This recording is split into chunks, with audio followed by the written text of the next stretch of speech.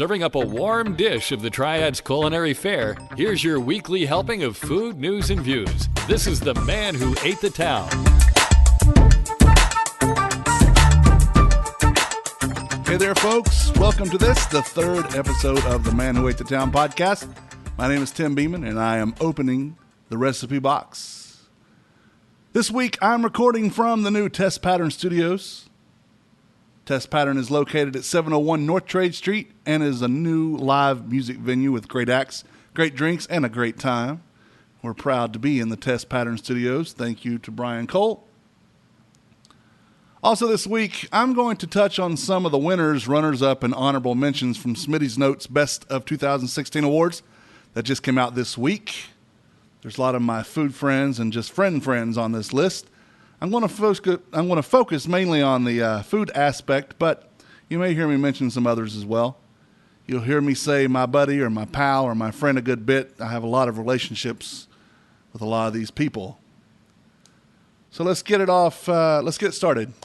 First, local prick columnist, either in a newspaper or a magazine. The runner-up, if they don't have anything to do with me, I'm not going to mention who the winners were.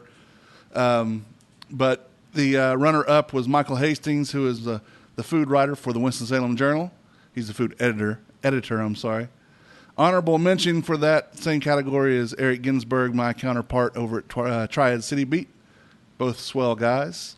Local activist runner-up was Mary Hagland, who owns Mary's Gourmet Diner. She's also the head of Mary's Mavens, a collective of women business owners in Winston-Salem. Honorable mention for a local activist is Tommy Priest, who is my good buddy, and his wife. They own the Coffee Park and the Coffee Park Arts, the Cranky's Airstream down in Renolda. Local scenester, mover, and shaker, one of the interesting characters around town. We'll switch that. The winner actually was Tommy Priest, and the runner-up was Mary Hagland. Local power couple, winner was Tommy and Kendall Priest. Honorable mention, Brew, I could call them that, maybe that's their name. Brian and Drew Cole, the owners of Test Pattern that I mentioned earlier, Single Brothers and Silver Moon Saloon. I can't figure out why my wife Stephanie and I weren't on there.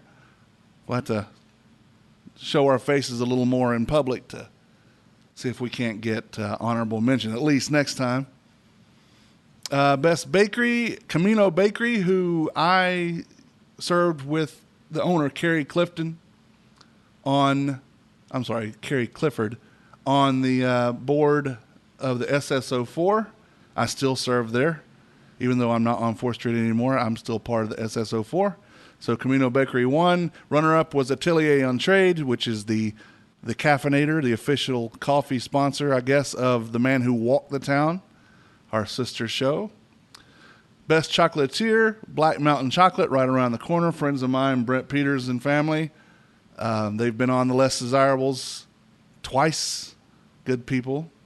Twin City Hive, our friends Joey and Terry, who are down on Brookstown and Marshall Street. So it's a great little coffee shop and chocolatier, and you'll see them growing more as the time goes on because they're gaining momentum.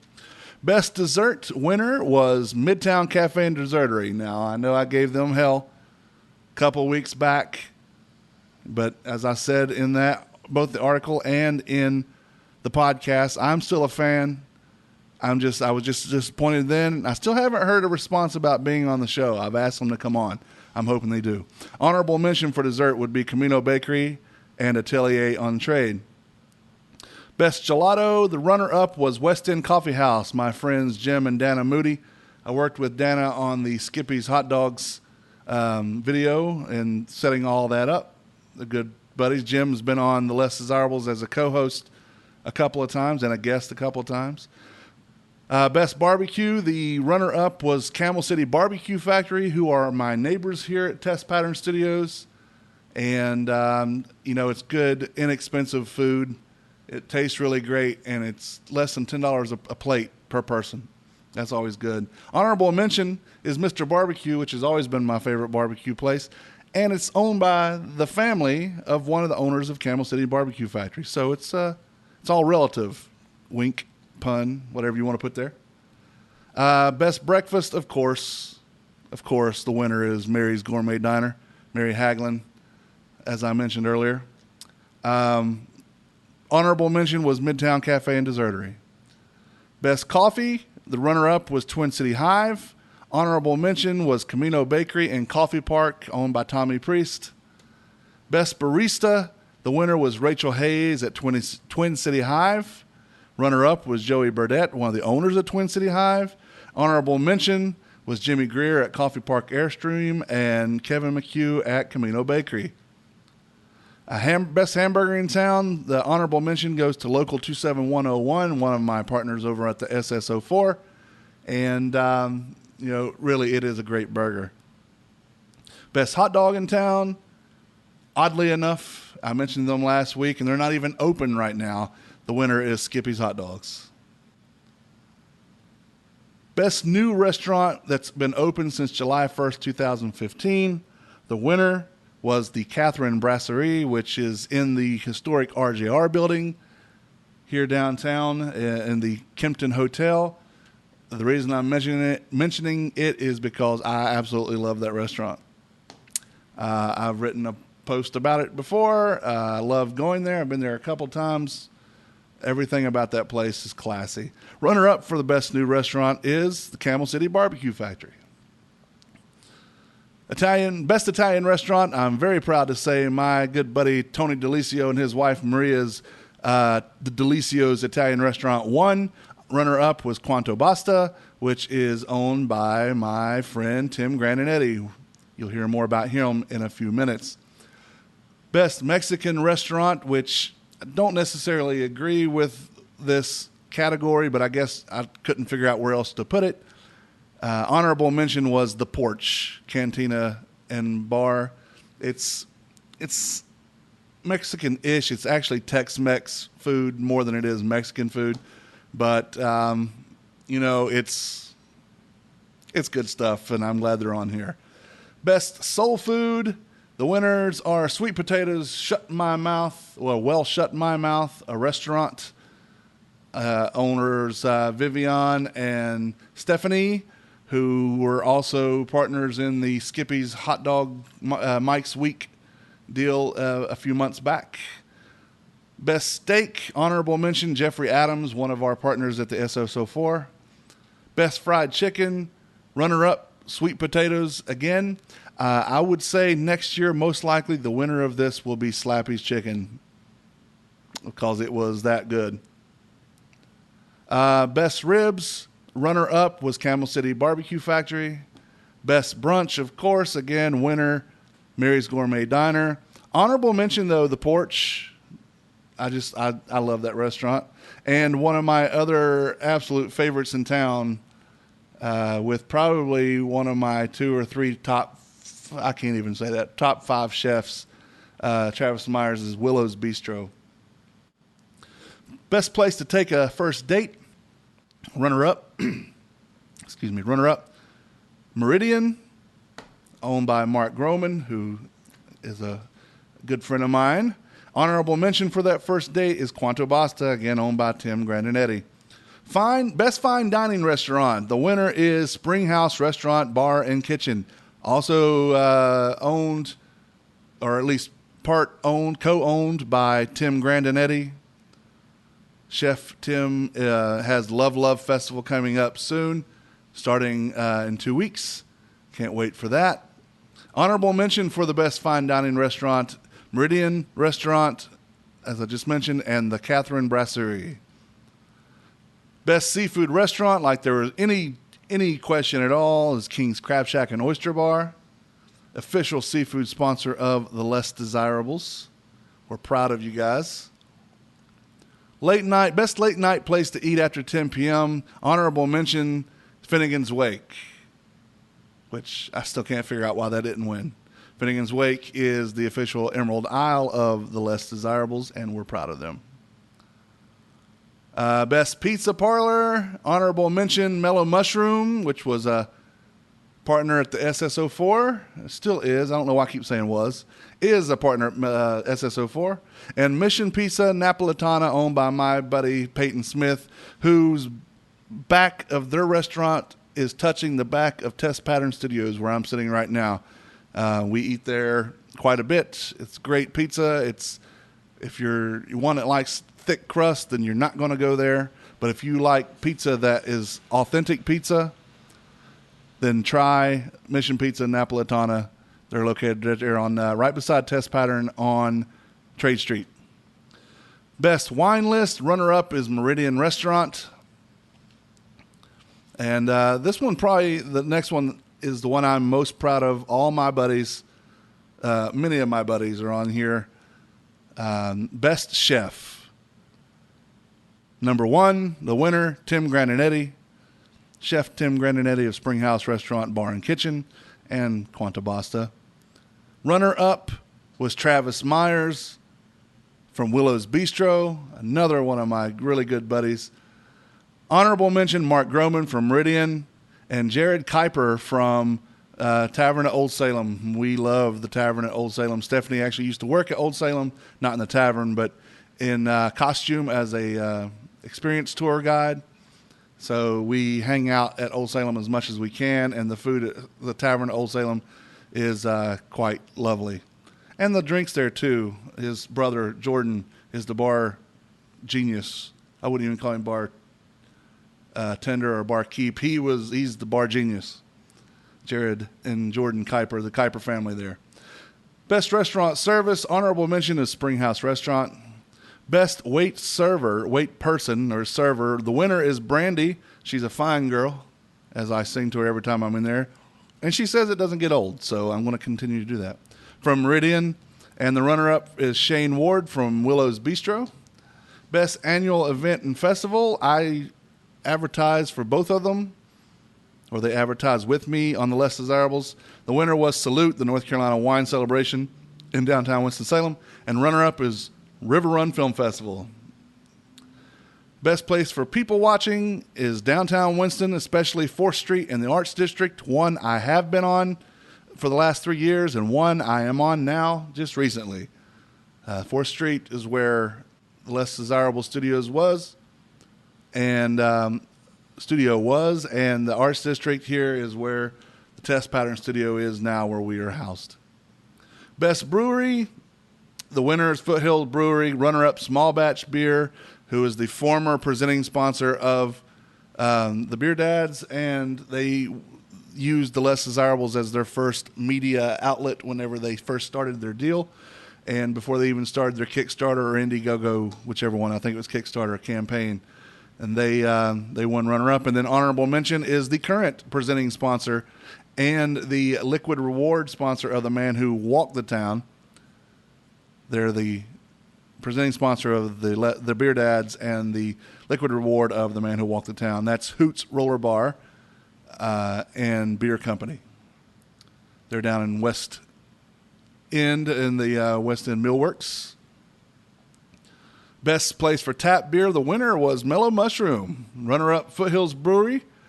The honorable mention goes to Finnegan's Wake and Small Batch Beer Company. Best new bar nightclub, open since July 1st, 2015. The winner is the Bar on 4th, also owned by Will Kingery, and Norb Cooper and Lily Wynn. Norb and Will own King's Crab Shack, Willow's Bistro, and Silo. Runner-up is the Catherine Brasserie. An honorable mention, as I've said before, the Test Pattern here on North Trade Street and my landlords. Best dive bar, Silver Moon Saloon, also owned by Brian and Drew, who own Test Pattern. Runner-up, Single Brothers, also owned by Brian Cole and Drew and Perry Snow. And all those people are the same people. They're all great people. Those are great places to have a drink. Best restaurant bar, Finnegan's Wake. Runner-up is Meridian. Honorable mention is the Catherine Brasserie, Quanta Basta, and Springhouse Restaurant, Bar and Kitchen. Best place to meet after work, runner-up is Small Batch Beer. Honorable mention, Single Brothers. Best craft cocktails, runner-up, Single Brothers. Best bartender, male, is runner-up Brandon Creason at Finnegan's Wake. Honorable mention, Quentin over at Small Batch. Best female bartender, Michelle Russell at Meridian is the winner, and her cohort, Allie Brown, is the runner-up. Best live music venue, The Garage, the official music sponsor of the Less Desirables, won that honor. Best place to meet singles under 40, the winner is Single Brothers. Best beer and or wine shop, honorable mention goes to City Beverage, which is the official beer sponsor of the Less Desirables. Best movie theater is Aperture Cinema, which is the official movie sponsor of the Less Desirables. Best local band, this is the last category. The Genuine, who I've played on the Less Desirables. Karen Click and the Hot Licks is the runner-up. And I know her because of the honorable mention, Vagabond Saint Society, which I am a part of. So congratulations to all my buddies and all that stuff. Another topic that I mentioned last time was Sir Winston coming to the new Indigo Hotel that will be in the Pepper Building on 4th Street. I ran out of time before I could ask the question, what now will happen to the planned Brazilian steakhouse that was going to be in that spot called Cowboys Brazilian Restaurant, or Brazilian Steakhouse? Mike Coe, the previous owner of this building, had mentioned that it was going to be there when he had his original idea of putting apartments and perhaps office space in that building, in the Pepper Building. But he sold it to Indigo Hotels, or the International Hotel Group, or Intercontinental Hotel Group, ICH. So I'm pretty sure that when I went by there last time, that there was still paper up that said Cowboys on it. I'll admit that was about 2 weeks ago. But I'm pretty sure there was some sort of agreement about being in that space, perhaps a contract. Did someone have to buy that contract out? Was it just voided on principle? I don't know how that works. If anybody has knowledge on that, I'd love to hear about it. I have to dig into the details of that deal to find out what the dealio was for the whole thing that went down. And whenever I find that out, of course, I'll let you know. I think Winston is in need of a Brazilian steakhouse, though, and I do believe that would be a great fit for downtown. But the question is, where? Where would it fit in? I'm sure it has to be somewhere that is on the street, because we know the people of Winston are not going to step off the street to go eat someplace. What I mean by that is if it doesn't have a storefront that's right on the street or in a strip mall or in the shopping mall, then you're not going to go there to eat. For whatever reason, we don't go in places to go eat something else. I'm sure that historically that's the case, but I think there might be a couple that may have worked like that, but I can't think of any right off the bat. How about you, listeners? Do you know any place that may have survived not being on the street? I'm not counting things like Piedmont Club and things like that. People are going to pay for that just to go there. And what do you think about the Brazilian Steakhouse? Would you like to see one here in Winston? Would you like to see one anywhere in town, downtown or not? Just let me know. I'd like to know about that. You can drop me a line, tim@themanwhoatethetown.com. Or on Twitter, it is @manwhoate, the number 8, the town. On Facebook, The Man Who Ate the Town. Instagram, Man Who Ate the Town. Just let me know. Tell me what you think. Let's talk about my sponsor, the Washington Perk and Provision Company. There are 2 locations, 228 West Acadia Avenue in Washington Park and 301 West 4th Street, downtown Winston-Salem. They have dairy, meat, juices, artisan water, kombucha, which I still can't bring myself to drink. I don't know why. A deli that serves great sandwiches, biscuits in the morning, a coffee bar that serves Larry's Beans coffee, a wall of alcohol, both beer and wine, and they are the place to go to get Wolfie's custard. It's hot as heck outside right now, and they have a vast array of custard options. There's a pistachio, chocolate, an extreme Butterfinger, birthday cake, just to name a few of them. There's a ton of them. You can find more out about Washington Perk by visiting WashingtonPerk.com. I know you're listening to the show right now, and you know how to find it, but just in case you're listening on something different, in addition to the website, you can also hear the show on iTunes, Podcast Addict, TuneIn, and Stitcher. Stitcher actually has been applied for, so it should only be a day or two before that's ready. Also, give a listen to our sister podcasts on the Less Desirables Network, The Beer Dads, Fan Interference, The Less Desirables, and the soon-to-come web series, The Man Who Walked the Town. You can find all available podcasts and shows on the network tab on thelessdesirables.com and on the other show pages as well. Well, that's all I got today. It's a little longer than the first two, but that's okay. We're doing okay. Only 20 minutes or so today. I want to thank you for listening. My name's Tim Beeman, and I'm the man who ate the town. I'm closing the recipe box. Bon appetit.